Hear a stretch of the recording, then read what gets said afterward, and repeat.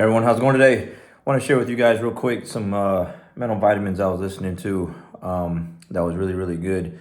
For the first time I've heard it. A lot of times I share some stuff with you guys. I've listened to something quite a few times, and then I'll get around to sharing just things over time that I've heard. But this time when I was working out, so Tuesday, Saturday is my day to work out. So I just got done doing some pull-ups and dips and some squats. And so while I was working out, I was listening to this compilation of motivational stuff.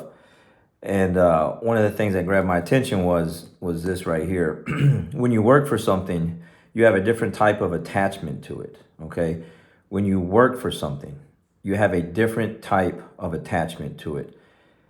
And the guy goes on to say, it'd be a cold day in hell before you let someone take that from you because of the amount of work that you put into it.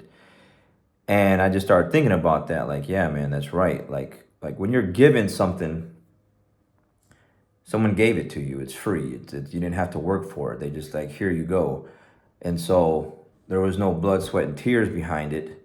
There was no sacrifices behind it. So you don't value it the same. But when you have to work for something, and you put time, money, effort, just endless hours into something, years, then you have a different type of attachment to it. So it sticks with you longer. Like you're gonna fight for it differently than you would something that is just given to you. And I give you a couple examples. When I was thinking about this and I'm working out, like my health. I'm gonna fight for that. Like I don't wanna.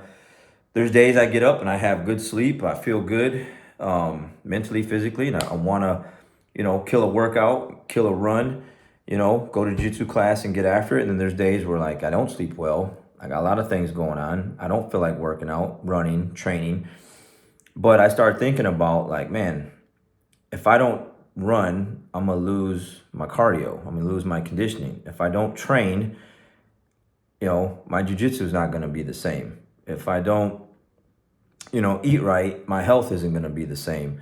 If I don't take care of my finances, my money isn't going to be right and everything else, so I want to keep that. I don't want to, like, all these years I put into these different categories, I don't want to lose it, and so, it just got me to thinking like, yeah, I just got done working out, had my yogurt and blueberries and bananas and protein powder and everything I make in it. And I've had my amino acids and I've had all this stuff already this morning. Greens and water with lemon and apple cider vinegar and coffee with the MCT powder, like all this stuff already. Because I get up at 5:30 and then it just starts to just go through my process. And it's like, if I don't do these things, then I won't be ready for what lies ahead for my day. I give you an example. Like yesterday, hit a 3-mile run. It was my run day. And then one of my black belts, Diego, showed up unexpectedly. So luckily, I was hydrated, had the electrolytes, had the goodies in me. And we did 4 rounds together. The guy's 22 years old, okay? I'm 49. And we got after it. And then in between that, one of my other black belts, I think he's 24, Chase, he's like, hey, coach, you mind doing a couple of no-gi rounds with me tonight? Well, it's a gi day, and he's preparing for a no-gi match, or matches. And so I was like, yeah, I got you. It's always going to be the answer. I got you. And so I had to prepare even more for that later on through the day. After the first practice, got some rest, got up, hydrated, put some stuff in me, some greens and all this other stuff I take, banana, coconut water, some more electrolytes, so that I was prepared for what I was getting ready to go up against with Chase. And so I prepped my body for that. Did good. I'm ready for that, right? So if I don't do these things, then I'm not going to be ready. And that's one of the rules in my academy. I have like this big 8-foot by 6-foot board, and rule number 9 is like, just stay ready. Just be ready all the time, no matter what. So just stay in shape, stay healthy, eat right, be hydrated, be ready to go. And so, when I work for stuff like this, it's really hard to just kind of let it go, at least for me. That's why this thing just hit me really hard. like my finances, I worked really hard to get them where they're at, credit scores above 800. I have money in the bank. I got all this other stuff that's going really well. I don't want to lose that. I don't want to mess that up by not paying my stuff on time, by being just careless with my money or my payments on certain things. I don't want to mess that up. So I take care of it. I'm attached to it. I have a different type of attachment to it because I worked for it for so long and hard that I don't want to mess that up. My jiu-jitsu, I just was talking about that. Like, I've worked really, really hard over the years to become a fourth degree black belt. I don't want to be, I saw a meme yesterday or something like that, or a post was like, if you're a black belt and you haven't been training in a while, you're not a black belt. And I kind of believe that's true. Your skills diminish when you don't use them. So if I took a year off of jiu-jitsu, I mean, yeah, I got my black belt, but am I really going to go back to practice the next day after taking a year off of just being lazy, out of shape, and whatever else, and really be a black belt? No.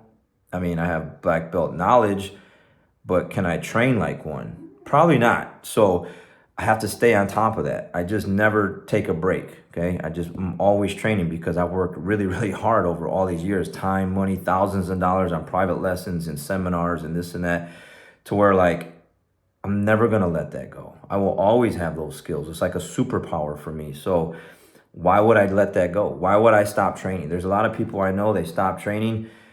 They have whatever excuse they have. But that's what it is. It's an excuse. I have a lot of excuses too. I just don't use them. I just show up. I train. I don't have to train. Okay? I've done the things that I've done in my career with jiu-jitsu. I could easily just show up and coach and just instruct the techniques.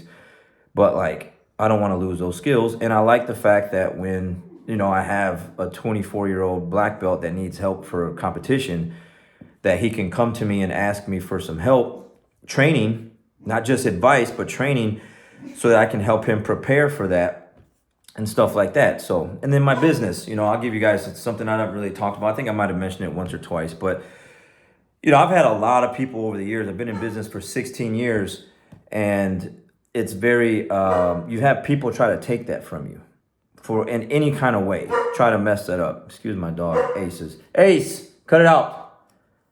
So I'm fighting for that all the time. You got people that'll come in, they just kind of, they just do what people do. Humans just do things. They want what you have, but they don't want to work the same for it. So they just try to take it from you, whether it's students or whatever. They try to hurt your business in what kind of way. Like, so I have a different kind of attachment to it because I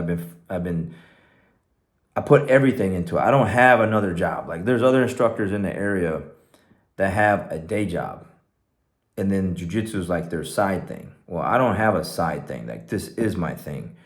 So it's all or nothing for me. Like, I burned the ships a long time ago. So I'm gonna do everything I can to fight for my business. And what I was getting to was, there was a time where someone actually broke into the front door of my business and lit, a Molotov cocktail and threw it inside the academy, and the wall went up in flames. And for whatever reason, God works in mysterious ways. It took about 20 minutes or so for the fire department to show up. And all that burned was just that one wall. And the fire department was just like really surprised, like, man, this whole building should have been engulfed in flames by the time we got here. But for whatever reason, only that one section of wall burned. And my stuff that I had on there, which are some of my accomplishments and my certificates, did not get damaged. So anyways, that was like at 3:00 in the morning or something like that. And we had a 6 a.m. class. And so I show up, it's like February, it's freezing out, it's cold, and there's 4 fire trucks there, and police and everything else. And it smells because of the smoke. And I was like, okay, like, we're still gonna have class. Like, we can't really have 6 a.m. class because they were still there, like, working on things and, like, picking up evidence or whatever the thing was. But I still had my 10:30 class. The doors broken in, there's glass everywhere. I had to sweep all that up, but I'm not gonna let that stop me. So I didn't let it stop me. We had class, ran class like normal. I went live like normal. When my day went about like as normal as it could be. Had the night classes, had the kids class and everything. And again, I worked so hard for it that I have a different type of attachment to it, to where it'd be a cold day in hell before someone takes that from me. Okay, so that's why this message that I heard today resonates with me, because like I understand that, like that hits home really hard. So you have to work for things, basically. Like, you can't just have things given to you because you just don't appreciate them the same. And I think everyone can relate to that. If you had to really, really like give everything you had to something, like what I've done in my health, my finances, my jiu-jitsu, my business, it'll be a cold day of hell before you try and take that from me. I'm just not going to give it up because you try to hurt me in some kind of way and try to damage my business or whatever.